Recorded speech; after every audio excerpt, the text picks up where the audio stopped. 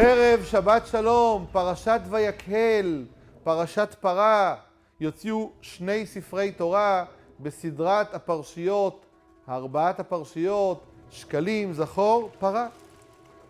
בפרשת ויקהל התורה פותחת שמשה רבנו מקיל את כל עדת בני ישראל, והוא מצווה עליהם על מצוות השבת.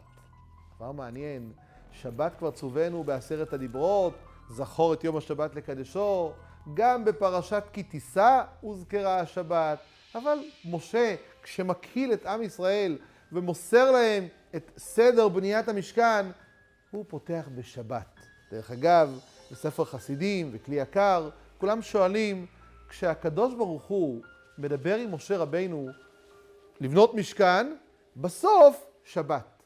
כשמשה רבינו מגיע להעביר את המסר לעם ישראל, הוא פותח בשבת ומשלים בבניית המשכן.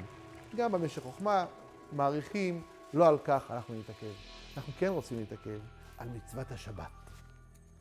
התורה פותחת ואומרת לנו, 6 ימים תעשה מלאכה. לא תעשה, תעשה. היא תעשה מאליה. אם אתה תשמר את השבת, תשמור את השבת, המלאכה ביום חול. תעבוד לך לבד, תעשה מלאכה. סבא רב אריה לוין היה בנוסף לכל עיסוקיו וחסדיו עם הזולת, היה ביום שישי לקראת שבת, יוצא מביתו ומסתובב בשוק מחנה יהודה ובשווקים שעל יד, ומעורר את בעלי העסקים, כניסת שבת, להזדרז, לסיים את המחירות, לקבל את השבת. היה בעל חנות שבכל שבת, כל יום שישי, כשסבא היה מגיע, הוא היה מעורר על כניסת שבת, ואותו בעל חנות תמיד סגר את החנות ברגעים האחרונים. כעבור תקופה ארוכה, סבא רב אריה מגיע עם השטריימל, מי שמכיר, עם הבגדי שבת, מתיישב בחנות ההיא ולא מדבר. יושב בתוך החנות. היה חנות לממכר גלידה. סבא יושב. ובעל החנות רואה את הסבא יושב בחנות, שותק, לא מדבר. הסבא יושב קרוב ל-20 דקות. הסבא מתרומם, ניגש לבעל החנות, ולא אומר לו כניסת שבת, שבת שלום, ויוצא מהחנות. בעל החנות יצא אחרי הרב, אומר לו, כבוד הרב, למה לא אמרת לי מתי כניסת שבת השבוע? אמר לו הסבא רב אריה, אני כל שבוע הייתי בא ומעורר אותך על כניסת שבת. אמרתי הפעם, אני רוצה להבין למה אתה באמת לא סוגר לפני הזמן, למה אתה האחרון שסוגר. אמרת, אני אשב אצלך בחנות, ואני אנסה להבין מה הולך פה. ראיתי שיש לך כל כך הרבה לקוחות, כל כך הרבה פרנסה, וקשה לך, אני מבין אותך.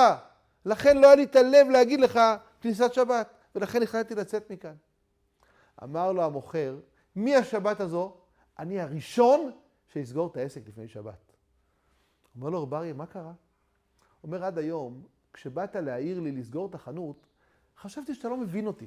אתה לא יודע איזה קושי אני חווה בשביל לסגור את החנות לפני שבת. אז לכן לא קיבלתי את דברי התוכחה שלך.